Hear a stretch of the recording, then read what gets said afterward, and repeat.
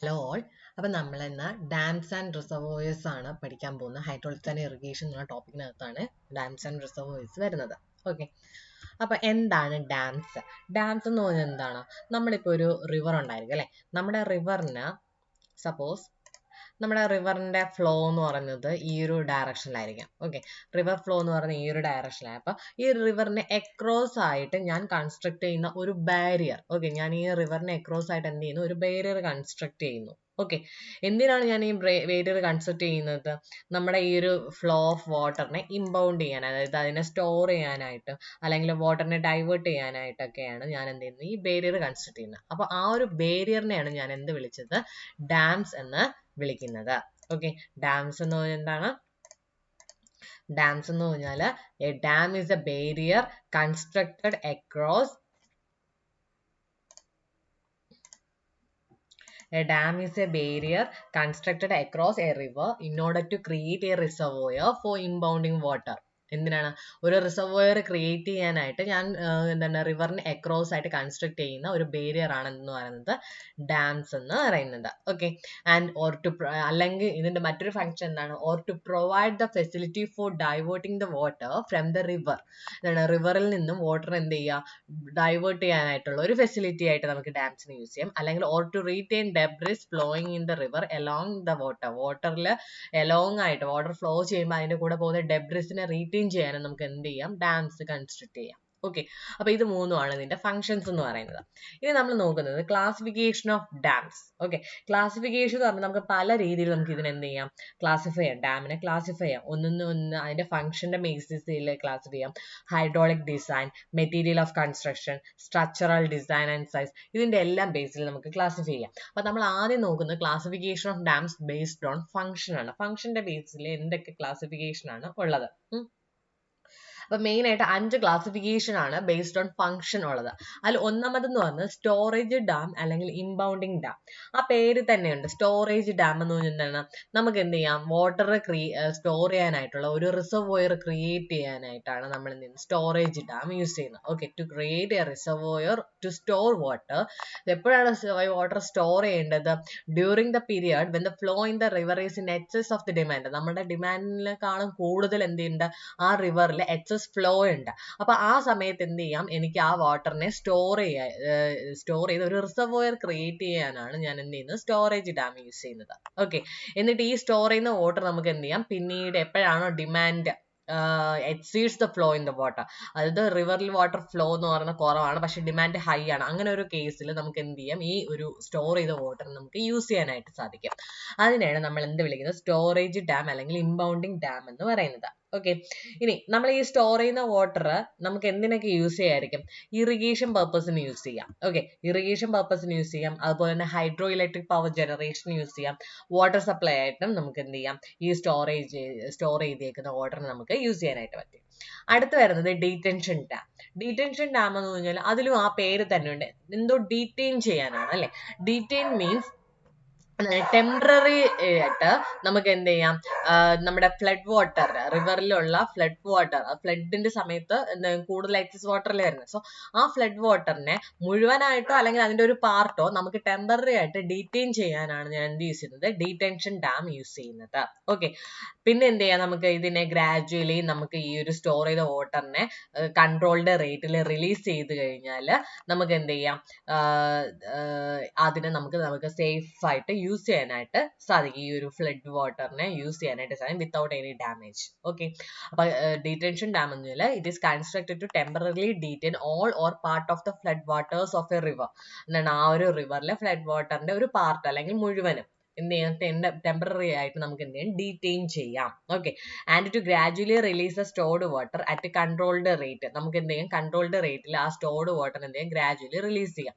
So that എന്താണ്? entire region on the downstream side of the dam may be safeguarded against possible damage due to flood. Flood കാരണം അവിടെ ഉണ്ടാവുന്ന possible ഡാമേജിൽ നിന്നും ഈ ഡാമിന്റെ downstream സൈഡിനെ നമുക്ക് എന്ത് ചെയ്യാം? സേഫ് ഗാർഡ് ചെയ്യാം. ഓക്കെ, അതാണെന്ന് പറയുന്നത് നമ്മുടെ ഡീറ്റൻഷൻ ഡാം എന്ന് പറയുന്നത്. ഓക്കെ, ഇനി അടുത്ത് വരുന്നത് diversion dam. Okay, diversion dam ആ പേര് തന്നെ വാട്ടറിനെ ഡൈവേർട്ട് ചെയ്ത് വിടുക. ഓക്കെ, ഇതാണ് for diverting part or all of the water from a river into a conduit or a channel. എന്ത് ചെയ്യണം, ആ ഒരു റിവറിലെ മുഴുവൻ വാട്ടറോ അല്ലെങ്കിൽ അതിന്റെ ഒരു പാർട്ട്, ഓക്കെ, അതിനെന്ത് ചെയ്യാം, നമുക്ക് ഒരു കോണ്ടിറ്റിയിലോട്ടോ ചാനലിലേക്കോ ഡൈവേർട്ട് ചെയ്യാനാണ് ഞാൻ എന്ത് യൂസ് ചെയ്യുന്നത്, ഡൈവേർഷൻ ഡാം നമ്മൾ യൂസ് ചെയ്യുന്നത്. ഓക്കെ, നമ്മൾ ഈ ശരിക്കും ഈ ഡൈവേർഷൻ വാട്ടർ ഡൈവേർട്ട് ചെയ്യേണ്ട പർപ്പസ് എവിടെയാണ് വരുന്നത്, നമ്മൾ ഇറിഗേഷന് വേണ്ടിയിട്ട് കനാലിലേക്ക് വാട്ടർ ഡൈവേർട്ട് ചെയ്യാനാണ് നമ്മൾ മെയിൻ ആയിട്ട് ഈ ഡൈവേർഷൻ ഡാംസ് ഒക്കെ നമ്മൾ യൂസ് ചെയ്യുന്നത്. ഓക്കെ, അപ്പൊ ആ ഒരു കേസിൽ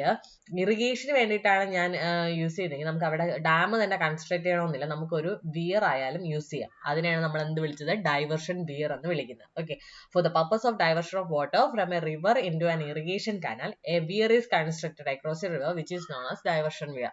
അപ്പൊ ആ ഒരു കേസിൽ അതിനെ നമ്മൾ എന്ത് വിളിക്കും, ഡൈവേർഷൻ വിയർ എന്നാണ് വിളിക്കുന്നത്. ഓക്കെ, അപ്പൊ ഡൈവേർഷൻ ഡാം എന്ന് പറഞ്ഞാൽ നമുക്ക് ആ ഒരു റിവറിലെ മുഴുവൻ വാട്ടറോ അല്ലെങ്കിൽ ഒരു പാർട്ടോ നമുക്ക് ഒരു ക്വാണ്ടിറ്റിയിലോട്ടോ ചാനലിലോട്ടോ ഡൈവേർട്ട് ചെയ്യാൻ വേണ്ടിയിട്ടാണ് നമ്മൾ ഡൈവേർഷൻ ഡാം യൂസ് ചെയ്യുന്നതെന്ന് പറഞ്ഞു.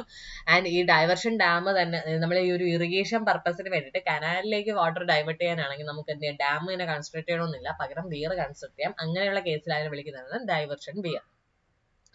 അടുത്ത് വരുന്നത് coffer dam. Based on function ആണ് നമ്മൾ ക്ലാസിഫിക്കേഷൻ പറഞ്ഞത്.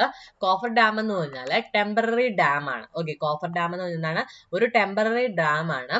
ഇത് എന്തിനാണ് കൺസ്ട്രക്ട് ചെയ്യുന്നത്, to exclude water from a specific area. ഒരു സ്പെസിഫിക് ഏരിയയിൽ നിന്ന് വാട്ടറിന് എന്ത് ചെയ്യണം, എക്സ്ക്ലൂഡ് ചെയ്യണം, അതായത് അവിടെ നിന്ന് മാറ്റണം, വാട്ടർ അവിടെ വരാൻ പാടില്ല. അതിന് വേണ്ടിയിട്ട് നമ്മൾ കൺസ്ട്രക്ട് ചെയ്യുന്ന ഒരു ടെമ്പററി ഡാം ആണ് എന്തെന്ന് പറയുന്നത്, കോഫർ ഡാം എന്ന് പറയുന്നത്. ഓക്കെ, അപ്പൊ ഈ ഒരു ഡാം നമ്മൾ സാധാരണ കൺസ്ട്രക്ട് ചെയ്യുന്നത് on the upstream side of the site ആണ്. ഓക്കെ, ആ ഒരു നമ്മൾ ഏതാണോ നമുക്ക് ഏത് സൈറ്റ് സ്പെസിഫിക് ഏരിയയിൽ നിന്നാണോ എനിക്ക് വാട്ടർ എക്സ്ക്ലൂഡ് ചെയ്യേണ്ടത് അതിന്റെ അപ്സ്ട്രീം സൈഡിലായിട്ടാണ് ഞാൻ എന്ത് ചെയ്യുന്നത്, കോഫർ ഡാം കൺസ്ട്രക്ട് ചെയ്യേണ്ടത്.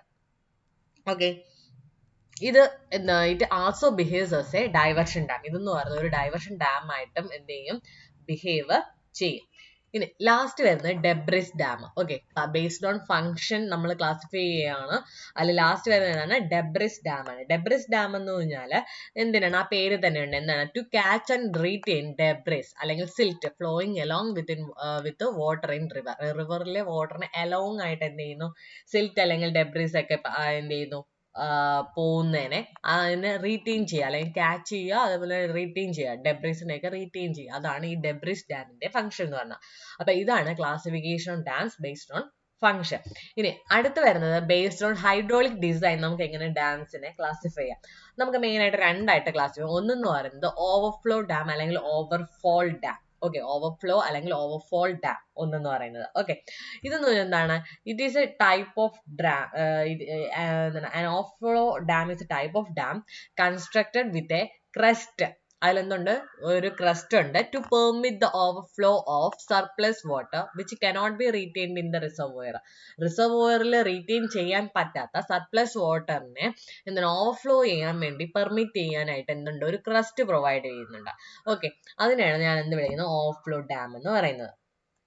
ഓക്കെ, ഇനി ഈ ഓവർഫ്ലോ ഡാം നമ്മൾ എവിടെയാണ് യൂഷ്വലി നമ്മൾ usually these dams are not designed as overflow dams. Okay, dams എന്ന് പറഞ്ഞ ഓവർഫ്ലോ ഡാംസ് ആയിട്ട് കൺസിഡർ ചെയ്യുക for their entire length. Okay, ഞാനിപ്പോൾ ഒരു ഡാം കൺസിഡർ ചെയ്താൽ അതിന്റെ എൻറ്റയർ ലെങ്ത് ഓവർഫ്ലോ ഡാം ആയിട്ട് ഞാൻ എന്ത് ചെയ്യത്തില്ല, കൺസ്ട്രക്ട് ചെയ്യത്തില്ല. Only some dams few metres in height have their entire length designed for overflow, which are mainly used for diversion of water like weirs. Okay, അപ്പൊ overflow dam എന്ന് പറഞ്ഞാൽ എന്ത് ചെയ്യും, റിസർവോയറിൽ റീറ്റെയിൻ ചെയ്യാൻ പറ്റാത്ത സർപ്ലസ് വാട്ടറിനെ ഓവർഫ്ലോ ചെയ്യാൻ permit ചെയ്യുന്നതിന് വേണ്ടി ക്രസ്റ്റ് പ്രൊവൈഡ് ചെയ്യുന്ന ഒരു ഡാം ആണ് എന്താണ് ഓവർഫ്ലോ ഡാം എന്ന് പറയുന്നത്. ആൻഡ് ഈ ഓവർഫ്ലോ ഡാം ആണ് ഈ നമ്മൾ എല്ലാ ഡാമിൽ യൂഷ്വലി നമ്മൾ ഡാംസ് എല്ലാം നമ്മൾ ഡിസൈൻ ചെയ്യുന്നത് എന്താണ് ഓവർഫ്ലോ ഡാം ആയിട്ടല്ല, എൻറ്റയർ ലെങ്ത് ഓവർഫ്ലോ ഡാം ആയിട്ട് നമ്മൾ കൊടുക്കത്തില്ല, അതിന്റെ ഒരു പോർഷൻ മാത്രമേ നമ്മൾ കൊടുക്കത്തുള്ളൂ. പിന്നെ ചില ഡാംസിൽ കുറച്ച് ഹൈറ്റ് മാത്രമുള്ള ഡാംസിലാണെങ്കിൽ അതിന്റെ എൻറ്റയർ ലെങ്ത് നമ്മൾ എന്ത് ചെയ്യും, ഓവർഫ്ലോ ആയിട്ട് ഡിസൈൻ ചെയ്യും. ഓക്കെ. ഇനി ബേസ്ഡ് ഓൺ ഹൈഡ്രോളിക് ഡിസൈൻ ഒന്നെന്ന് പറയുന്നത് ഓഫ് ഫ്ലോ അല്ലെങ്കിൽ ഓഫ് ഫോൾ ഡാം ആണ്. രണ്ടാമതെന്ന് പറഞ്ഞാൽ നോൺ ഓവർഫ്ലോ ഡാം ആണ്. ഓക്കെ. നോൺ ഓവർഫ്ലോ ഡാം എന്ന് പറയുന്നത് എന്തായിരിക്കും? അതിലെന്ത് ചെയ്യുന്നില്ല, water is not allowed to flow over its crest. ക്രസ്റ്റിൽ കൂടെ എന്ത് ചെയ്യുക, വാട്ടർ ഫ്ലോ ചെയ്യാൻ അലൗ ചെയ്യുന്നില്ല. അതാണ് നോൺ ഓവർഫ്ലോ ഡാം എന്ന് പറയുന്നത്. ഓക്കെ. ഇനി മോസ്റ്റ് ഓഫ് ദ കേസസിൽ നമ്മുടെ ഒരു ഡാമിന്റെ ഒരു പാർട്ട് എന്ത് ചെയ്യും, ഓഫ്ലോ ഡാം ആയിട്ട് ഡിസൈൻ ചെയ്യും, മറ്റേ പാർട്ട് നോൺ ഓഫ്ലോ ഡാം ആയിട്ടാണ് ഡിസൈൻ ചെയ്യുന്നത്. ഓക്കെ. ഓഫ്ലോ പോർഷൻ ആയിട്ട് ഒരു പോർഷൻ കൊടുക്കും, ബാക്കി പാർട്ട് മുഴുവൻ എന്തായിരിക്കും, നോൺ ഓഫ്ലോ പോർഷൻ ആയിരിക്കും. ഇനി അടുത്ത് വരുന്ന based on material of construction നമുക്ക് എങ്ങനെ ഡാംസിനെ ക്ലാസിഫൈ ചെയ്യാമെന്നാണ്.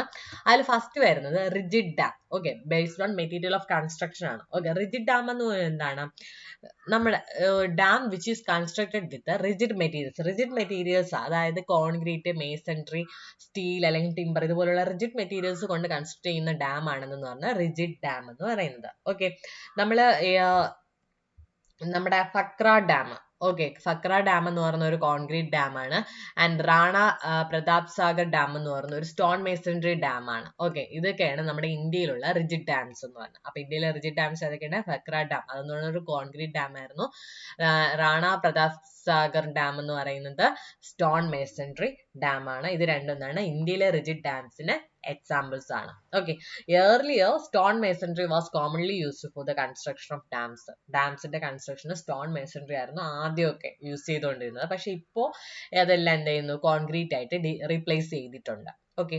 ഇനി അടുത്ത് വരുന്ന നോൺ റിജിഡ് ഡാം ആണ്. ഓക്കെ. അപ്പൊ based on material of construction rigid ഡാമും ഉണ്ട്, നോൺ റിജിഡ് ഡാമും ഉണ്ട്. ഓക്കെ. അതിൽ ഫസ്റ്റ് റിജിഡ് ഡാം നമ്മൾ പറഞ്ഞു. ഇനി നോൺ റിജിഡ് ഡാം എന്ന് പറഞ്ഞാൽ എന്താണ്?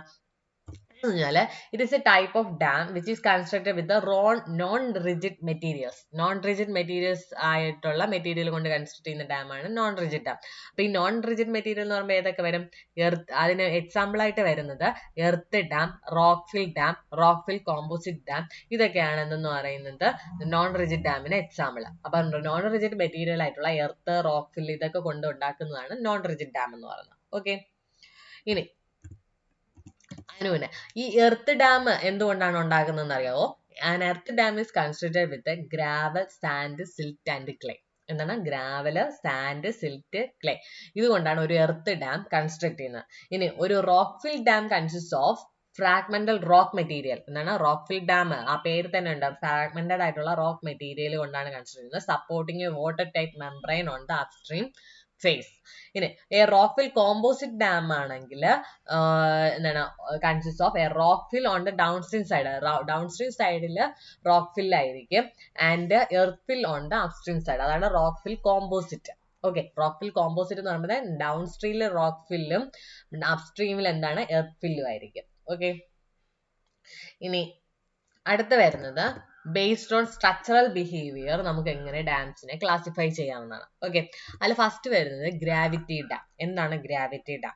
ഗ്രാവിറ്റി ഡാം എന്ന് പറഞ്ഞാൽ ഒരു മേസൺറി അല്ലെങ്കിൽ കോൺക്രീറ്റ് ഡാം ആണ് which resist the forces exerted upon by its own weight. അതായത് ഗ്രാവിറ്റി ഡാമിന്റെ പ്രത്യേകത എന്ന് പറഞ്ഞാൽ ആ ഡാമിൽ എന്തൊക്കെ ഫോഴ്സസ് അതിൽ ആക്ട് ചെയ്യുന്നുണ്ടോ അതിനെല്ലാം അത് റെസിസ്റ്റ് ചെയ്യും. എങ്ങനെയാണ് റെസിസ്റ്റ് ചെയ്യുന്നത്? By its own weight. അതിന്റെ തന്നെ സ്വന്തം വെയിറ്റ് കൊണ്ടാണ് അത് എന്ത് ചെയ്യുന്നത്, റെസിസ്റ്റ് ചെയ്യുന്നത്. അതിനെയാണ് നമ്മൾ ഗ്രാവിറ്റി ഡാം എന്ന് വിളിക്കുന്നത്. ഓക്കെ. ഇനി ഇതിന്റെ ക്രോസ് സെക്ഷൻ എന്ന് പറയുന്നത് approximately triangular in cross section ആണ്. ട്രയാങ്കുലർ ഷേപ്പ് ആയിരിക്കും ഇതിന്റെ ക്രോസ് സെക്ഷൻ എന്ന് പറയുന്നത്, ട്രയാങ്കുലർ ഇൻ ഷേപ്പ് ആയിരിക്കും. ഇനി if A gravity dam is straight in plan it is known as straight gravity dam. Okay. ഒരു ഗ്രാവിറ്റി ഡാം അതിന്റെ പ്ലാൻ എടുത്ത് നോക്കുമ്പോൾ സ്ട്രെയിറ്റ് ആയിട്ടാണ് നമ്മൾ കാണുന്നത്, അതിനെ സ്ട്രെയിറ്റ് ഗ്രാവിറ്റി ഡാം എന്ന് വിളിക്കും. If it is curved in plan അതിനെ നമ്മൾ എന്ത് വിളിക്കും? കർവ്ഡ് ഗ്രാവിറ്റി ഡാം എന്ന് വിളിക്കും. ഓക്കെ. ഇനി ഒരു curved gravity dam resist forces exerted upon it both by gravity action and arch action. നമ്മളിപ്പോൾ ഗ്രാവിറ്റി ഡാമിന്റെ കേസിൽ എന്താ പറയുന്നത്, നമ്മൾ അതിൽ എന്തൊക്കെ ഫോഴ്സസ് വരുന്നോ അതിനെല്ലാം അത് റെസിസ്റ്റ് ചെയ്യുന്നത് ബൈ ഇറ്റ്സ് ഓൺ വെയിറ്റ് ആണ്, അല്ലെ? പക്ഷെ ഒരു കർവ്ഡ് ഗ്രാവിറ്റി ഡാം ആണെങ്കിൽ അതിൽ എന്തുണ്ട്? ആർച്ച് ആക്ഷനും കൂടി, ഗ്രാവിറ്റി ആക്ഷന്റെ കൂടെ തന്നെ ആർച്ച് ആക്ഷനും കൂടി വരും to resist the forces exerted upon it. Okay. ഇനി അടുത്ത് വരുന്നത് നമ്മുടെ ആർച്ച് ഡാം. ഓക്കെ. ഇനി ഒരു പോയിന്റ് ഇവിടെ പറയാൻ മറന്നു. ഈ ഗ്രാവിറ്റി ഡാമിൽ നമ്മുടെ ഇന്ത്യയിൽ കൺസ്ട്രക്ട് ചെയ്യുന്ന gravity dams, most of the gravity dams എന്ന് പറയുന്നത് സ്ട്രെയിറ്റ് സോളിഡ് ഗ്രാവിറ്റി ഡാംസ് ആണ്. ഓക്കെ. എന്താണ്? സ്ട്രെയിറ്റ് ആയിട്ടുള്ള സോളിഡ് ഗ്രാവിറ്റി ഡാംസ് ആണ് ഇന്ത്യയിൽ most of the gravity dams.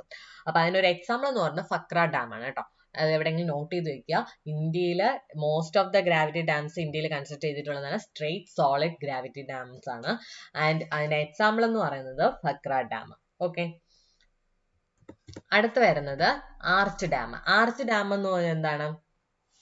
പേര് തന്നെയാണ്, ഒരു കേർഡ് മേസൺട്രി അല്ലെങ്കിൽ കോൺക്രീറ്റ് ഡാം ആണ്. ഓക്കെ, കേർഡ് ആയിട്ടുള്ള മേസൺട്രി അല്ലെങ്കിൽ കോൺക്രീറ്റ് ഡാം ആണ്.